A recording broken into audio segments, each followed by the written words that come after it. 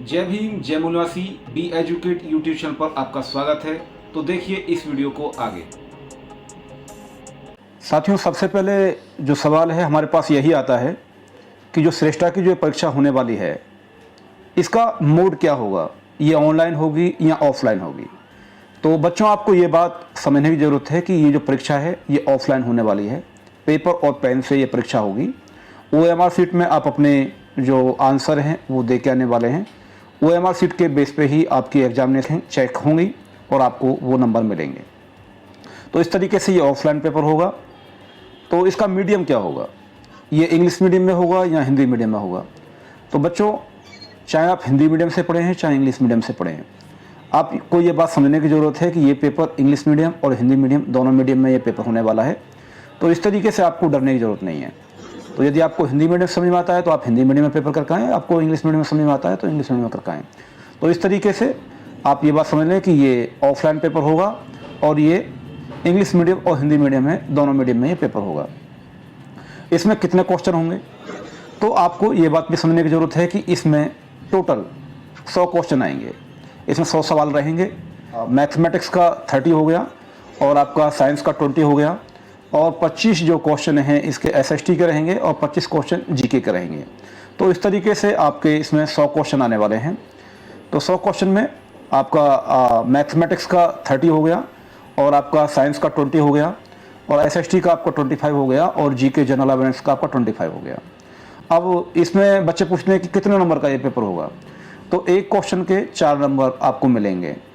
तो इस तरीके से 100 क्वेश्चन हो गए, तो ये टोटल 400 नंबर का पेपर हो गया। तो इसलिए इस पेपर को बड़े सावधानी से आप करें।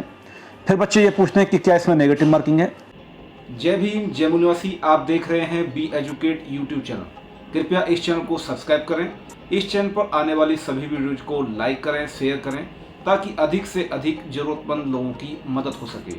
जय भीम जय मूलवासी। ये बहुत एक अच्छा सवाल मुझको लगता है कि क्या नेगेटिव मार्किंग है, क्योंकि अधिकतर लोगों के जहन में ये बात बैठी हुई होती है कि OMR सीट में हमको दे के आना, तो कोई भी क्वेश्चन जो है वो हमारा गलत नहीं होना चाहिए। मैं भी इस बात से सहमत हूँ कि जितने भी सही क्वेश्चन आपको मालूम हो पहले उसी को करें, लेकिन आपके पास अच्छी जानकारी या अच्छी खबर ये है कि इसमें कोई नेगेटिव मार्किंग नहीं है। तो इसलिए जो क्वेश्चन आपके सही हैं वो तो आपको करने ही करने हैं, लेकिन मेरी पर्सनल सलाह ये भी है कि आपको कोई क्वेश्चन छोड़ के नहीं आना, क्योंकि कोई नुकसान आपको नहीं होगा। इस तरीके से अब लोगों का ये भी एक सवाल बनता है कि इसका सिलेबस क्या होगा, क्योंकि ये महत्वपूर्ण सवाल है कि आप तैयारी कैसे करेंगे। तो सिलेबस से आप तैयारी करेंगे। अब क्योंकि 9वीं और 11वीं में एडमिशन होते हैं, तो सीधी सी बात है कि आपने 8वीं पास की होगी या फिर 10वीं पास की होगी। तो जो बच्चे 9th क्लास के लिए अप्लाई कर रहे हैं उनको ये बात समझने की ज़रूरत है कि वो चाहे किसी भी बोर्ड के हैं चाहे किसी भी स्टेट के हैं, उनको NCERT की बुक से ही तैयारी करनी चाहिए। NCERT की 8th क्लास और 7th क्लास जो बच्चे 9th के लिए एडमिशन लेने के लिए अप्लाई कर रहे हैं, उनको 8th क्लास और 7th क्लास का NCERT का जो मैथमेटिक्स है, साइंस है और SST है और जनरल अवेयरनेस है, उसकी तैयारी करनी चाहिए। जो बच्चे 11th क्लास के लिए रजिस्ट्रेशन कर रहे हैं तो उन्होंने 10th पास की है, तो उनको भी NCERT की 10th क्लास की और 9th क्लास की बुक ले लेनी चाहिए और उससे तैयारी करनी चाहिए।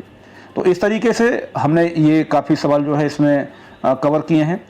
इस तरीके से हमने आपके सभी सवालों के जवाब देने की कोशिश की और मुझे लगता है कि एग्ज़ाम को लेकर जो इसका पेपर कैसा आएगा, कितने नंबर होंगे, वो सारी शंकाएँ आपकी इस वीडियो को देखने के बाद ख़त्म हो जाएंगी।